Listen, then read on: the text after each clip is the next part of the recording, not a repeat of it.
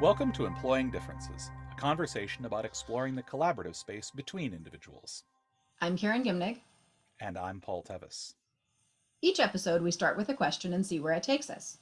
This week's question is Isn't that my job? So, I do a lot of work in organizations and in teams where there are kind of defined roles around jobs, where there is work that needs to be done by this team, and usually that work is sort of done by each part of that work is done by an individual who has a job title that's associated with that particular piece of work. And one of the things that we know about teams in particular is that they work better when they are flexible about who does what. Because one of the things that that does is it increases the resilience of the team, right? It means that, I see this all the time in organizations where it's like, oh no, we need to plan around the fact that this person is going to be on vacation for a week because they're the only person who can do this thing. And what are we going to do, right? They're very fragile when we have these very strict senses of who can do what. And at the same time, it can be really disorienting, occasionally disturbing to a group where someone else picks up something that you think is your job. And so we want to kind of explore today this idea of what it means to be my job, what it is, what happens when maybe someone else is doing that, what happens when I feel like I always have to be doing that, and this idea of jobs within groups, within teams, and how that occasionally is useful to us, where it's useful to us, and how it's occasionally problematic for us. So I think one way to look at this is, there almost certainly are things that, you're not going to hire expertise multiple times for certain kinds of things. Like there are certain specialties that it really is just going to be that one person's job. But we're going to guess that's a fairly small subset of the work that's happening in a company or in an organization, that probably the huge majority of things are not so specialized that only one person can know how to do them or can have that role. So I think for this episode, we're really not talking about that small subset of things that there are very good reasons to have it be just one person's job, but that we want to look at, especially if we kind of think it's just one person's job, let's ask ourselves, is it really? And if it's not, what are the things that make it end up being just one person's job? And one of the things is because they've always done it. They're one of the founders. They're one of the beginnings. They've had this job. They've always had that job, and so it doesn't occur to anyone that anybody else might have it. And then changes happen. So new staff come in, new members come in, reorganization happens, that person's abilities change, that person's capacity changes because more work gets given to them. Any number of things can happen internally to that person. Maybe they just get sick of it. I've done it too many times. I've had my fill. I really don't want to anymore. So there can be internal things or external things that change. And is there stickiness? Is there stuff that's keeping that job from either being shared or being handed on or being duplicated for the resiliency piece? What's getting in the way of that? And then let's ask ourselves, is there really a reason, right? And if the reason is, well, you have to be licensed to do that, and licensed people are really expensive and we're not hiring another one, it's probably a pretty good reason. But if the reason is, well, it's always been that way, and I don't know if anybody else can do it, and it doesn't seem like anybody else especially wants to do it, nobody's raising their hand or knocking on my door begging to, those might not be very good reasons. Mm-hmm. One of the things that I notice this in myself, and this happens in groups as well, that isn't just me, is this feeling that when someone else starts doing something that I've done previously, and maybe it is my job, or maybe it was my job. Like I see this a lot. We've talked a lot about in volunteer organizations with this idea of rotating leadership roles.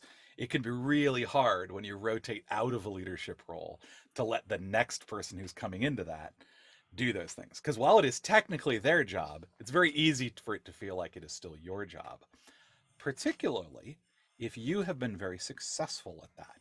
If you've done well with that, if you've been recognized for doing it well, like one of the things that if you derive a sense of self-worth from having done this job and from doing this job, it can be very hard to let someone else do it.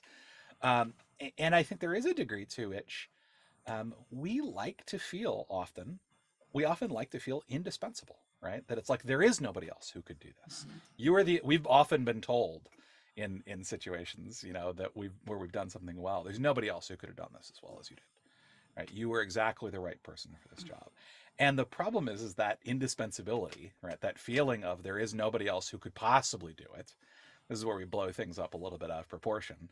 It maybe it's true that there's no one in the group right now who could do it as well as I could right now, but that doesn't mean that there's nobody else who could do it, who couldn't do it well enough for what we need right now.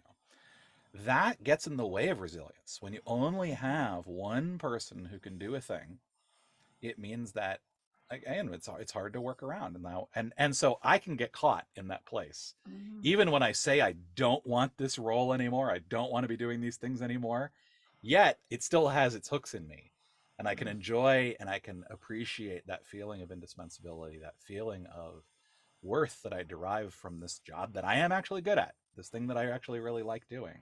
And so while it may feel like um, it can often be better for the group for other people to learn how to be able to do this thing, it can feel like a sense of loss on my part to let other people do that.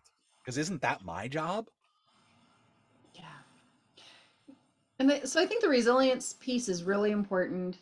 And there's another piece that travels with this, which is teamwork, Mm-hmm. belonging, connection, collaboration. Like if we're valuing, in a lot of the groups I work with, egalitarian decision making, everyone having a balance of power or nearly equal power, and there are whole other episodes about power, so I won't go too far that road. But as jobs can shift and change and travel from one person to another, it actually creates the culture and the thing that we want. Very often we join because we wanted to be part of a collaborative team, in whatever terminology we're using around that. And the more that everybody's specialized, the less it feels like a team. The Mm-hmm. less we can help each other, the less we have support for each other, the less we feel engaged in a sense of belonging with each other. Um, there was a moment in life where I started a nonprofit that was all about being a place where people could have relationships and connections, and that was the whole reason for the group to exist. And of course, we needed some structures, and being good at that kind of thing, I built all these structures and then was very eager to hand off jobs to people, because partly because I wanted other people to do the work, but mostly because I wanted the sense of team. I wanted it shared. And so I handed the piece called registration to someone. And then every day or multiple times a day, because I was just so excited about it and just so invested in it, I pulled up all the registration stuff to see how it was going. And if there was something that needed to be done, I just helped out by doing it. and and she called me up and said, "It's very clear to me you want to do registration. That's fine. I'm out." And I went, "Ew, that is so not what I wanted." And I did talk her back into it, but I had to say, I won't look at it. I won't open it. Like, I will not touch it anymore.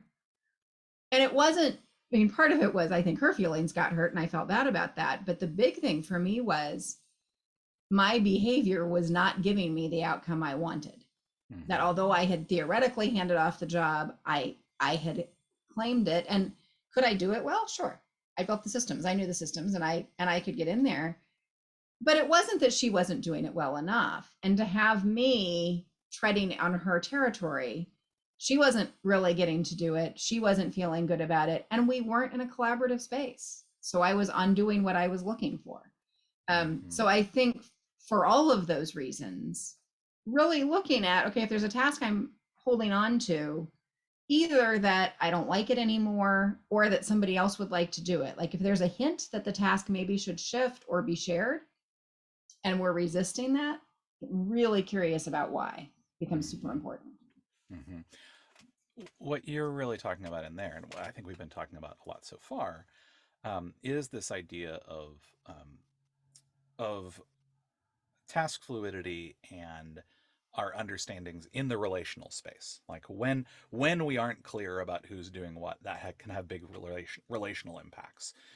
And depending on the situation we're in, we may be ready or not to be more fluid or not around those things. But what you're pointing to is the let's pay attention to how we show up around these tasks and the impact that it has on the relational space.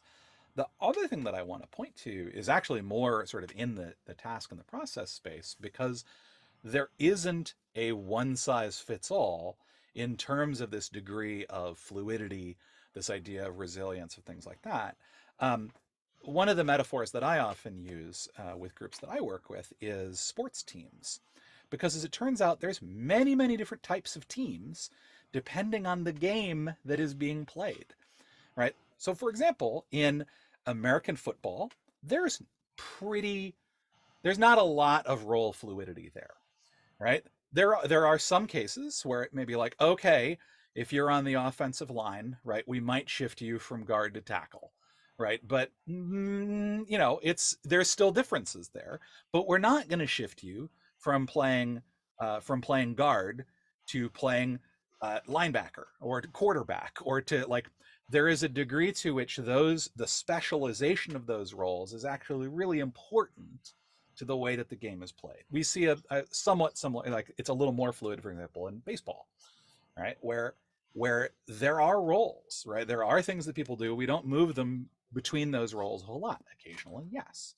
Um, but the structure of the way the work is divided is well suited to the game that is being played. But that's very different from something like basketball or soccer, right? Or association football, as our friends in the in Europe might refer it, where there's way more fluidity. You can actually move people largely from position to position because there's so much more overlap. And even when you change formations during the game, it might not be clear who is playing what role and who is doing what, because that's what the game needs. That's actually what Mhm. being an effective team means in that situation. And so I think there is a degree to which we need to pay attention to what our attitude towards roles and jobs, how that affects the relational space. But we also need to notice how we are working with the fluidity of those jobs and roles and tasks, how well suited to the situation we are in or not that it is, which may mean that there's a mismatch between our comfort level and the needs of the situation. Yeah. Yeah. So I think what we're saying here is that there is a tendency to assign roles, and that's you're in your role and you stay in your role forever. There's a good bit of culture that sends us that way. And while there are extreme cases where that might be the case, most of the time we're going to have more resilience and better teamwork if we can have fluidity in that. And that's not a one size fits all. It adjusts. But if you want to look for opportunities to improve in this area, what you're looking for is there a task that for whatever reason isn't working well where it is? Somebody else wants it, the person who has it doesn't want it, it just isn't getting done because that person's too busy or whatever. Like if there's something going on with a task that suggests a change might be in order and there's resistance to changing it, this is a place you want to get really curious. What is that resistance and how much of that is an individual sense of ownership that may not actually be useful, or simple momentum or power structures? Any of those things getting in the way of task fluidity that actually would create the teams that we're looking for and the resilience that we hope we don't need, but in fact probably will. Well, that's going to do it for us today. Until next time, I'm Paul Tevis. And I'm Karen Gimnick, and this has been Employing Differences.